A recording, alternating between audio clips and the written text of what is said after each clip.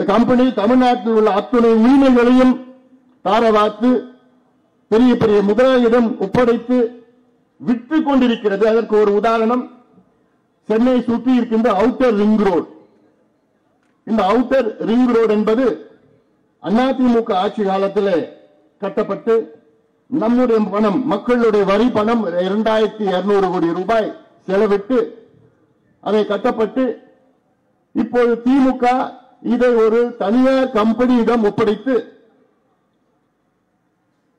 அவர்கள் 25 ஆண்டுகளுக்கு ஒப்பந்தம் போட்டிருக்கின்றார்கள். இது ஒரு உதாரணம் தான். அதாவது நம்ம பணம் 2200 கோடி ரூபாயில கட்டப்பட்ட அந்த அவுட்டர் ரிங் ரோடு.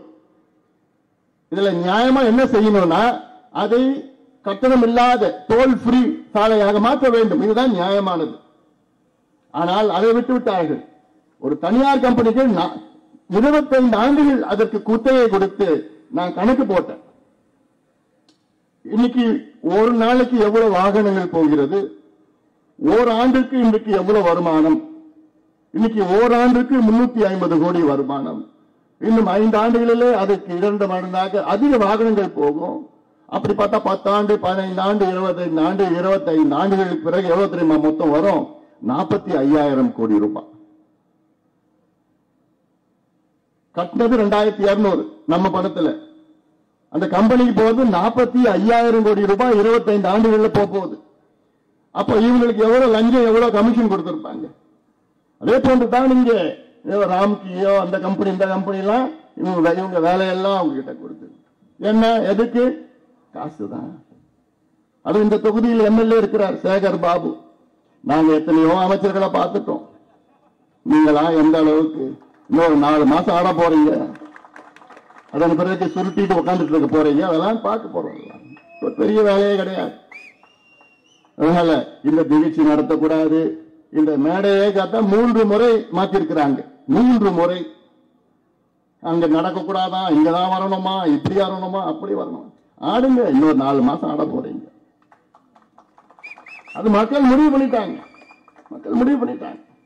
நாங்க எத்தனையோ பேரை பார்த்துட்டோம். அதனால இதெல்லாம் ஒரு பெருசா கிடையாது. கோயம்பேடு பேருந்து நிலையத்தில் 66 ஏக்கர் இருக்கிறது.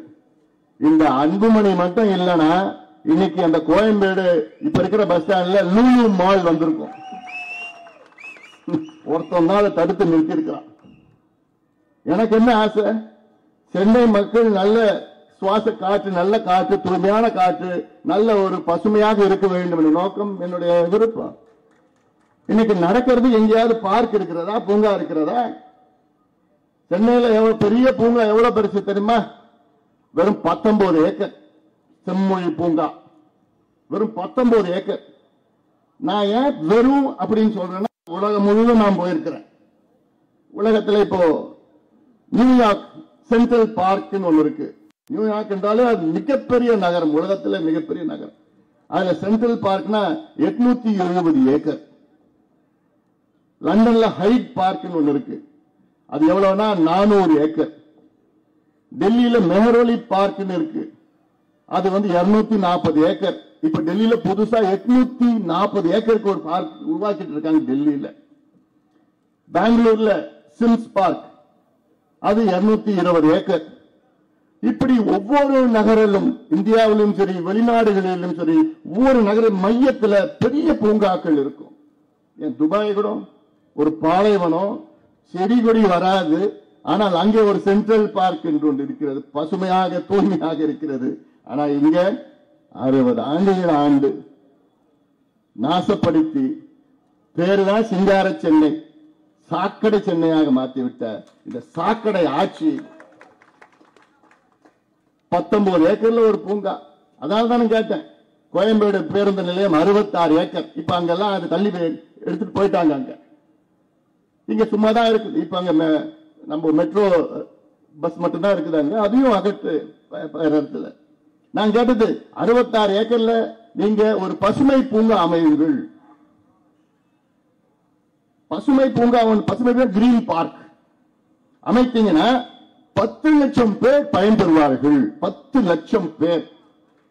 ஏன்னா அங்க யார் எங்க நடக்கிறது, எங்க விளையாடுறது, ஞாயிற்றுக்கிழமான நீங்க எங்க போவீங்க, எல்லாம் மெரினா பீச்ல போய் எங்க வெயில்ல அங்க மணல்ல கொண்டு பண்ணணும். நிறைய இடம் இருக்கணும். இது நான் உலகம் முழுவதும் பார்த்தேன். என்னுடைய கருத்து. ஆனா இவங்களோட நோக்கம் என்ன, திமுக நோக்கம் என்ன, சேகர் பாபு நோக்கம் என்ன, அந்த இடத்த லூலு மால், இவங்களுக்கு இந்த மால் அந்த மால், யாரியா வேணும் உங்க மால், யாரியா வேணும் உங்க மால், எதுக்கு வேணையா உங்க ஐடி சிட்டி எதுக்கியா வேணும், எங்களுக்கு ஒரு தூய்மையான பூங்கா வேணும், பிள்ளைகள் எல்லாம் அங்க விளையாடணும், குடும்பங்கள் ஞாயிற்றுக்கிழமை சனிக்கிழமை அங்க போய் குடும்பமா அங்க இருக்கணும், பயிற்சி, உடற்பயிற்சி, நடைபயிற்சி, யோகா பயிற்சி, நல்ல தூய்மையான காற்று, பசுமை வேணும் எங்களுக்கு. இது நான் ஒரு சின்ன உதாரணம் தான் நான் சொல்லிட்டு இருக்கிறேன். இன்னைக்கு காலையில விடியல் எங்கேன்னு ஒரு புத்தகத்தை வெளியிட்ட ஒரு ஆவணம். இதுவரை பாட்டாளி மக்கள் கட்சி 47 ஆவணங்களை வெளியிட்டிருக்கிறது. 47, இது 47வது ஆவணம் இந்த காலை வெளியிட்டேன். இந்தியாவில் நம்மை போன்று எந்த கட்சியும் இவ்வளவு ஆவணங்கள் வெளியிட்டது கிடையாது. இந்தியாவில் நான் சொல்றேன், தமிழ்நாட்டை விட்டுடுங்க, தமிழ்நாட்டில் நம்ம தவிர வேற யாருக்கும் என்னவும் தெரியாது. ஆனால் இந்த ஆவணம் இது முழுக்க திமுகவை சார்ந்த ஆவணம். இதில் விடியல் எங்கே, என ஸ்டாலின் அவர்கள் விடியாட்சியா என்ன ஆச்சு, விடியல் ஆட்சி, எங்கதான் அந்த பேரை கண்டுபிடிச்சானு தெரியல. ஏன்னா இதுல இந்த ஆவணத்தை, இந்த புத்தகத்தை நீங்கள் அனைவரும் படிக்க வேண்டும். படித்து நீங்க எல்லாருக்கும் ஷேர் பண்ணுங்க. இது ஆன்லைன்ல இருக்கு, டிஜிட்டல்ல இருக்குது. இது எல்லாம் படிங்க. நீங்க இதுல என்ன சொல்லிருக்கிறாங்கன்னா, திமுக ஆட்சி வருவதற்கு முன்பு நமக்கு கொடுத்த வாக்குறுதி, நமக்கு என்றால் மக்களுக்கு கொடுத்த வாக்குறுதி, தமிழக மக்களுக்கு கொடுத்த வாக்குறுதிகள் 505 வாக்குறுதிகள் கொடுத்தார்கள்.